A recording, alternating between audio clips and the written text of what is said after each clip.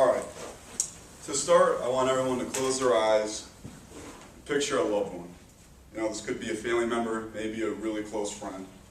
Now, imagine you haven't seen that person for a few weeks, and you're pulling up in their driveway, and you walk up to their door, and you knock, and they answer. And when they see you, they're a little confused at who you are. They know your face, but they can't put a name with that face. And they don't even remember going to Whitey's with you 2 weeks ago before that long ride home back to the Chicagoland area. And a couple weeks before that, they don't remember the catfishing trip you guys took down to Credit Island to fish the Mississippi down here.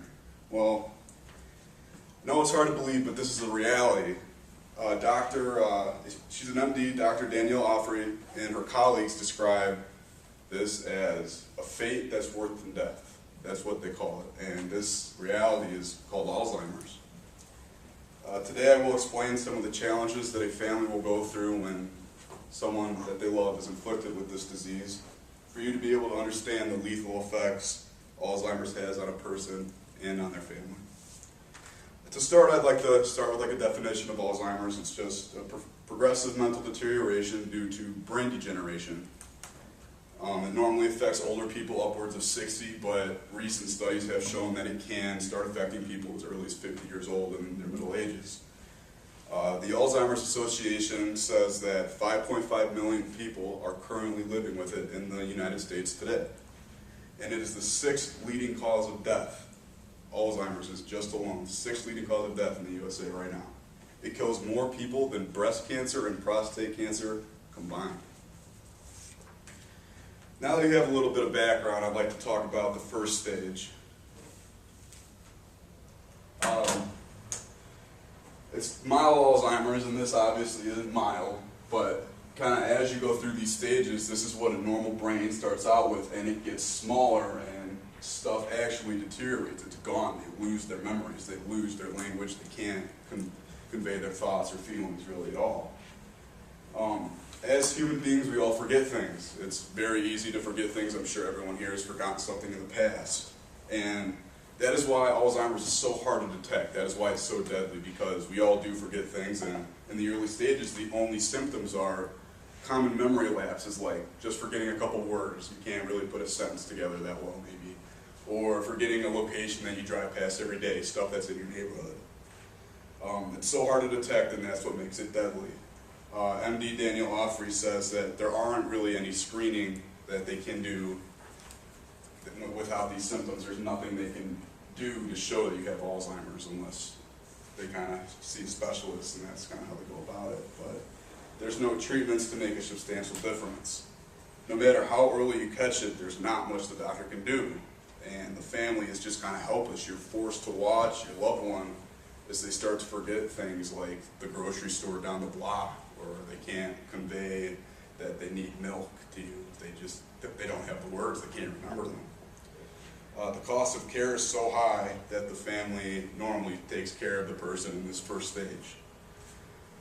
As their Alzheimer's progresses, they go to the moderate stage, and this is the longest stage.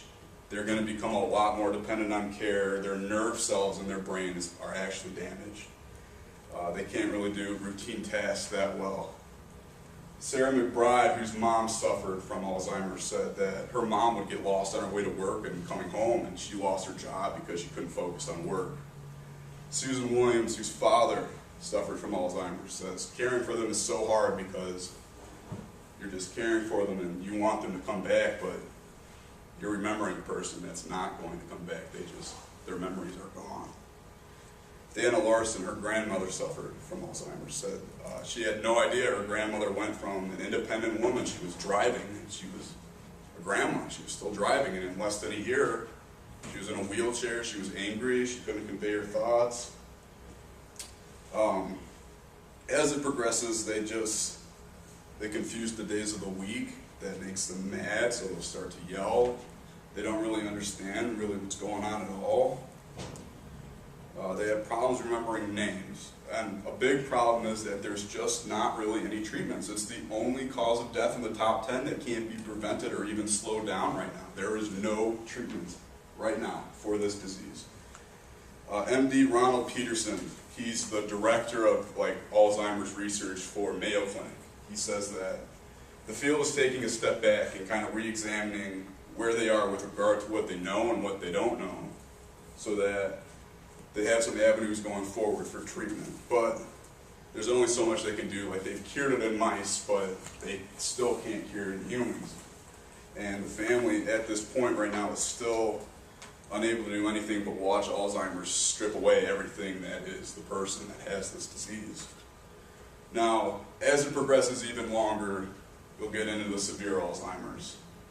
And this is where, like, they can't really remember their family members even now. Like, my cousin, who's actually, he's a neurosurgeon at Johns Hopkins right now, said that, like, my grandpa had it, I'm going to get to it in a second, but I was confused at why he couldn't remember me. He wasn't calling me by the right name. Like, I was Nate, sometimes I was Will, sometimes I was Eddie. Those are my cousins.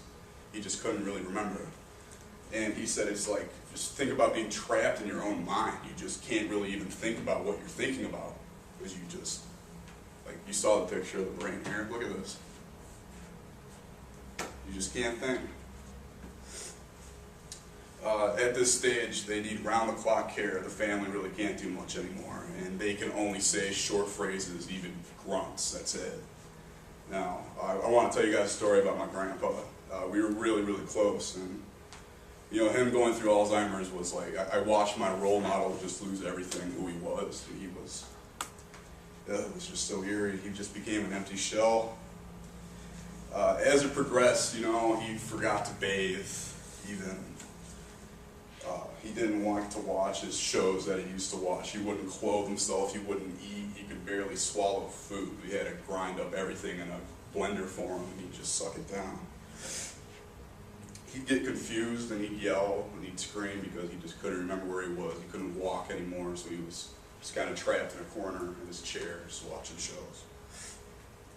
One of our favorite things to do is watch old Western movies. One of my favorite ones, I don't know if you guys know it, is John Wayne, The Searcher. It's one of my favorite ones, you know. That'll be the day. That's his famous line in that now. When I was younger, my grandpa used to quote everything coming up, like he'd know everything. When John Wayne was about to round the corner and see what happened to little Debbie, that was missing the whole time. And, you know, I remember watching that, and as John Wayne was about to find out what happened, he'd always get excited, and I just remember looking over, and he was just kind of staring past the TV screen, just zombie-like and dead-eyed. He wasn't really there. And that was when he had his worst episode yet. He kind of like looked at me all of a sudden, and it was like looking past me, like he was looking at me, making eye contact, but it was like he was looking behind me. He's like, "Who are you? Where am I? What are you doing?" It's like, "What are you talking about? What are you talking about, Grandpa? I'm right here. I'm Carl." And he's screaming, making a scene. My mom comes in, and he can't even remember her. And it was just the worst feeling ever. Just someone that you love, that you grew up with for however many years, just doesn't even remember who you are anymore at the end of it. They're just completely delusional. They're not able to separate reality from what's really happening. It's like the Mr. Krabs meme. He's kind of like, "Whoa, what's going on?" Because he doesn't know. He's surrounded by people that he doesn't know, surrounded by a location maybe he was in for 10 years, but just can't remember. Now that you have a better understanding of this sick and twisted disease, I hope you all are more aware of the slow-killing disease that Alzheimer's is known as. It is actually so common that 1 out of every 3 of us in this room will have it by the time we're about 70 years old. Scary, scary thought. 1 person is diagnosed every 60 seconds. That's credited to the Alzheimer's Association. That means 8 people from the start of this speech now have Alzheimer's that didn't have it when I started. So it truly is a fate that's worse than death. Thank you.